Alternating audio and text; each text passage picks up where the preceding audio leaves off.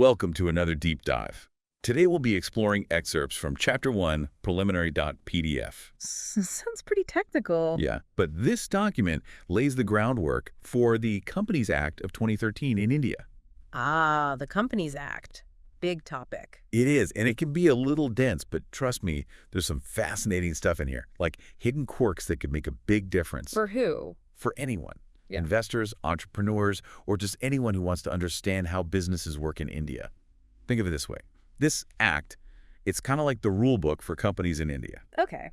I'm intrigued. Where do we start? Well, the act itself, it consolidates and amends a whole bunch of existing company law. Sounds like a massive cleanup project. Exactly. Before 2013, company law in India was scattered all over the place. Different acts, different rules. A real mess, probably. You got it. So this act brings everything together, updates the rules. Make things a bit more modern. Exactly. And clearer. It came into effect on August 29th, 2013. 2013. Wow, so it's been a while now. It has. But here's the interesting part. They rolled out different parts of the act on different dates. We're talking 29 chapters, tons of rules. All with different effective dates. That sounds like a logistical nightmare. It was a massive undertaking, but it was all designed to make things better in the long run. Like they wanted to boost corporate governance, protect investors, and simplify things for companies. Okay, so big picture, it makes sense. Now, who does this actually apply to? Well, it applies to a huge range of companies. Any company that's incorporated in India, whether it's formed under this act or older laws. To pretty much every company in India. Pretty much. But there are some exceptions. It also applies to things like insurance companies, banking companies, even companies that deal with electricity. Wait, hold on. So specialized industries like those have to follow this act too? To an extent. It gets a little tricky because of something called the except insofar as clause. The except insofar as clause. Yeah, it's kind of a mouthful, isn't it? It is. What does that even mean? Well, you see some industries, they have their own special rules laid out in other laws. Like banks have the Banking Regulation Act. Right, makes sense. So this except insofar as clause, it basically says, hey, follow the Companies Act, but if there's a conflict with another law that's specific to your industry, that other law wins, like a legal trump card. So it's all about which law takes priority. Exactly. And sometimes it is not so clear-cut. It can get really messy. You definitely need a good lawyer to navigate all that. For sure. Now, speaking of navigating this act, Chapter 1, it's all about definitions. Definitions? Yeah, no, it sounds a bit dry. But trust me, they're important. How so? Because these definitions, they're the foundation for understanding the whole act. They're like the keys to unlocking everything. Okay, I see. So you got to know the lingo before you can play the game. Exactly. And some of these definitions were more interesting than you might think. Let's start with associate company. Any idea what that means? Associate company. I guess it's like a company that's connected to another company in some way. You're on the right track. It's basically a company that has a lot of influence over another company, but not so much that it's a subsidiary. Okay, so influence but not control. Right. And that significant influence, it can take a couple of forms. Yeah. They might control at least 20% of the voting power in the other company. 20%? That's a pretty big chunk. It is. Or they might have control over business decisions through agreements, even without owning that 20%. Ah, so there are different ways to exert influence. Exactly. Now, here's where it gets interesting. This definition of associate company, it's actually different from how it's defined in accounting standards. Wait, hold on. Different definitions for the same term. That seems like a recipe for confusion. It can be. And it just goes to show that you can't always assume things are straightforward. You need to understand the context. The context matters. Got it. Now, I'm curious about this significant influence thing. How does that play out in the real world? Well, there's an interesting example in the source material. Example 6, it talks about how auditor certification comes into play when a company's trying to figure out its net worth. Net worth. That's basically the value of everything a company owns, right? Pretty much. But under the Companies Act, there are specific rules about what can and can't be included in net worth.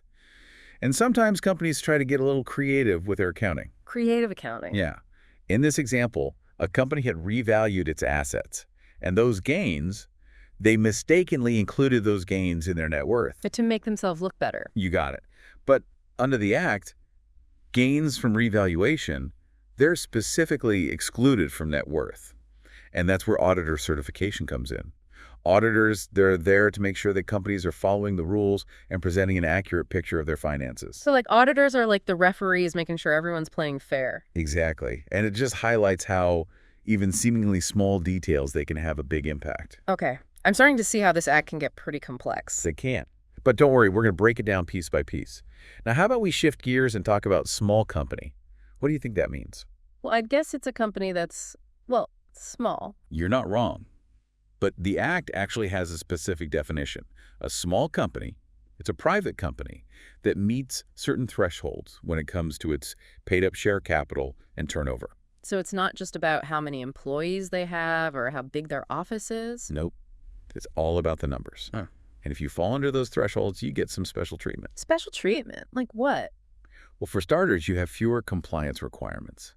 It's all about making things a little easier for smaller businesses to operate. Okay, so that makes sense. Help them get off the ground. Exactly. But even with a seemingly straightforward definition like this, there can be some gray areas. There's an example in the source material, example 11. It talks about a company that met all the criteria for being small. But they didn't qualify? Exactly. And the reason was they were a subsidiary of a larger company. And the Act states that subsidiaries, no matter how small they are, can't be classified as small companies. Oh, so even if you meet the size requirements, you still have to consider the corporate structure. Exactly. It just goes to show that you need to pay attention to the details. There's always more to the story than meets the eye. I'm starting to see that. These definitions, they're more nuanced than they first appear. You're getting it. Yeah. And we've only just scratched the surface. There are a bunch more definitions that are crucial for understanding how companies operate in India, like private company versus public company, holding company versus subsidiary company. I'm starting to realize that this is like a whole new language we're learning. It is. But once you understand the basics, it opens up a whole new world of insights into how businesses work. I'm ready to keep learning. Great. Because we've got a lot more ground to cover in part 2 of our deep dive into the Companies Act of 2013. Stay tuned. We're back and ready to delve even deeper into the fascinating world of the Companies Act of 2013. We've already uncovered some pretty interesting definitions, like associate company and small company. But there's so much more to explore. You're right. These definitions, they're not just abstract concepts. They have real-world implications for how companies operate and how investors make decisions. Absolutely. And speaking of real-world implications, let's talk about related parties. This one sounds a bit like a soap opera, but it's actually a crucial concept for ensuring fairness and transparency in the corporate world. Oh yeah, related parties. This is all about making sure that companies aren't playing favorites or making deals that benefit certain individuals at the expense of the company as a whole. Exactly. So who are these related parties? Well, the Act has a pretty comprehensive definition. It includes things like directors, key managerial personnel, their relatives, even companies that they have a significant stake in. So it's a pretty broad definition. Yeah. Anyone who could potentially have an undue influence on a company's decisions. You got it. And the Act puts extra scrutiny on any transactions involving related parties. Companies have to disclose these deals, and sometimes they even need to get shareholder approval. So it's all about checks and balances, making sure that everything's above board. Precisely. And it's important for investors to keep an eye on these related party transactions because they can be a red flag. A red flag for what?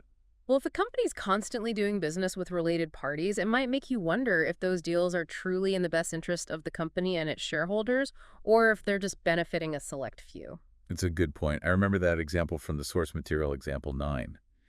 It talked about a private company, XYZ PVT Ltd., and its dealings with its subsidiaries.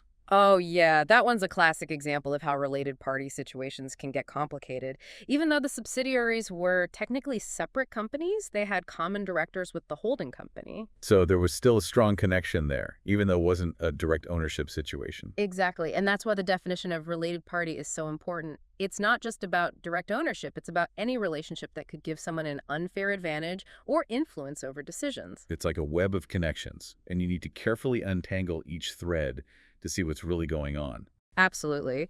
And speaking of accountability, let's move on to our next definition, officer in default. Officer in default. That sounds a little ominous, like someone's about to get in trouble. Well, whenever there's a violation of the Act, someone has to be held accountable, right? That's where this definition comes in. So is it just the CEO or the top boss who gets the blame?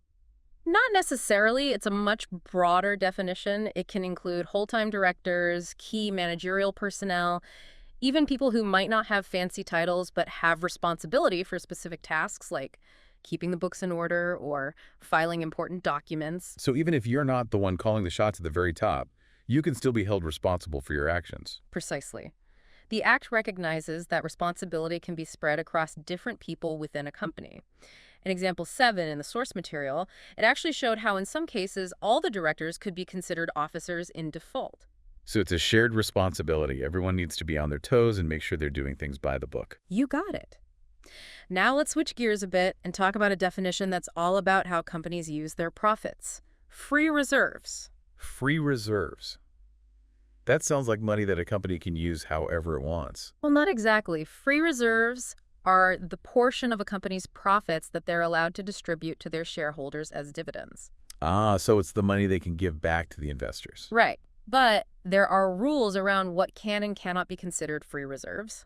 For example, if a company revalues its assets and those assets go up in value, those unrealized gains can't be included in free reserves.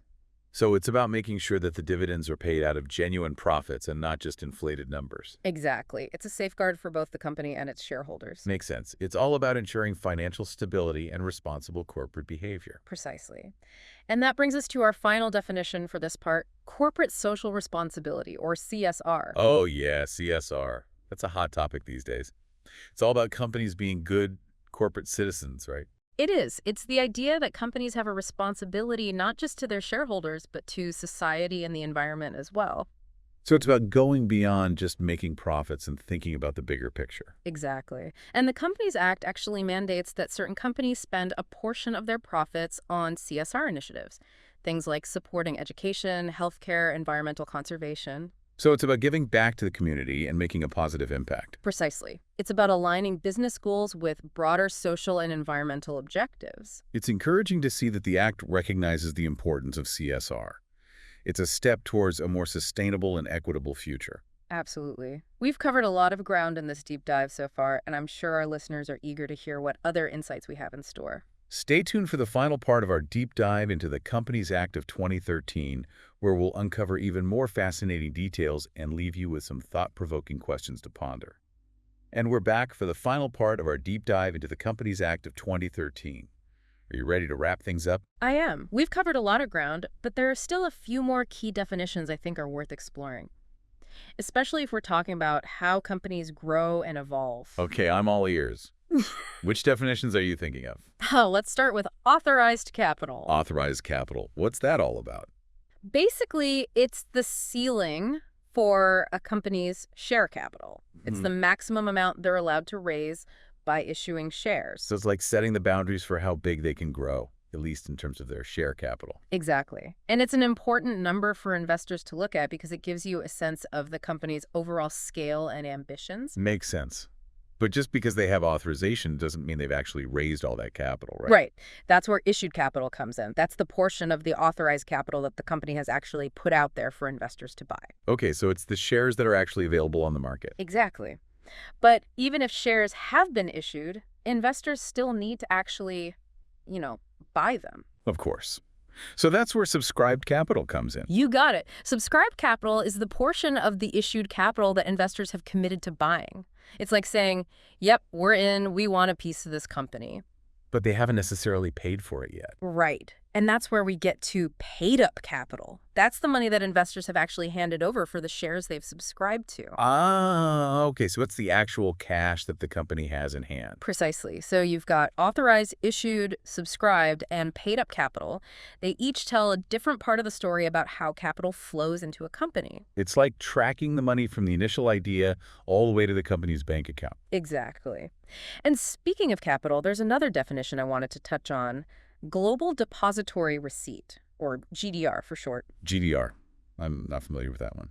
Well, think of it this way. Imagine a company in India wants to raise money from investors in, say, the United States. Okay, I'm following. So they can issue these GDRs. They're basically certificates that represent shares of the Indian company, but are traded on a U.S. stock exchange. So it's a way for companies to tap into global capital markets. Exactly.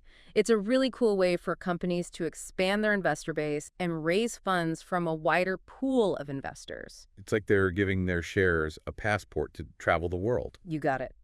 Now, shifting gears a bit, I wanted to make sure we talked about corporate social responsibility. Oh yeah, CSR. That's a big one these days. It's all about companies being good corporate citizens, right? It is. It's the recognition that companies have a responsibility, not just to their shareholders, but to society and the environment as well. So it's about more than just profits. It's about making a positive impact on the world. Exactly. And, the Companies Act actually mandates that certain companies spend a portion of their profits on CSR initiatives. Really. So it's not just a suggestion, it's actually written into the law. It is. Companies have to contribute to things like education, healthcare, environmental conservation, any project that benefits the community. That's pretty amazing. Yeah. It really shows that the Act is looking at the bigger picture, trying to create a more sustainable and equitable future. Absolutely. It's about aligning business goals with broader social and environmental objectives. Well, we've covered a lot of ground in this deep dive into the Companies Act of 2013. It's been a fascinating journey. Any final thoughts for our listeners? This act, it can seem really complex at first glance, but when you break it down, it's all about fairness, transparency, accountability. It's about creating a level playing field for businesses and protecting the interests of investors and the public. I think that's a great takeaway. It's about making sure that businesses operate ethically and responsibly. Exactly. Well, folks, that wraps up our deep dive into the Companies Act of 2013. We hope you've enjoyed exploring this fascinating and often overlooked corner of the business world. And remember, this is just the beginning. There's always more to learn. So keep exploring, keep asking questions, and keep pushing for a more just and sustainable future. Until next time, happy diving.